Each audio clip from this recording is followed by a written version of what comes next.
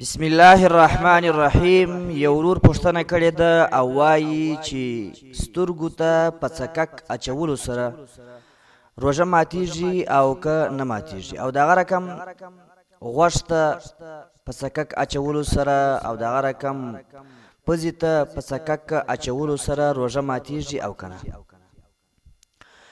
جواب: حامدن و مسلین. محترمینو، دغه درې اعضا چې کوم دي چې سترګه ده او دغه رقم پزه ده او دغه رقم غوږ دی، په دې کې فرق دی.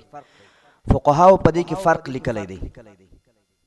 په دوو باندې روژه ماتیږي او په یو باندې روژه نه ماتیږي. که چیرې یو سړی راولاړ سو، سترګو ته یې څکک واچوئ، نو په سترګو څکک اچولو سره روژه نه ماتیږي. حتی فقها لیکي که څه هم حلق ته یې هغه تریخوالی راسي هم روژه نه ورباندې ماتیږي.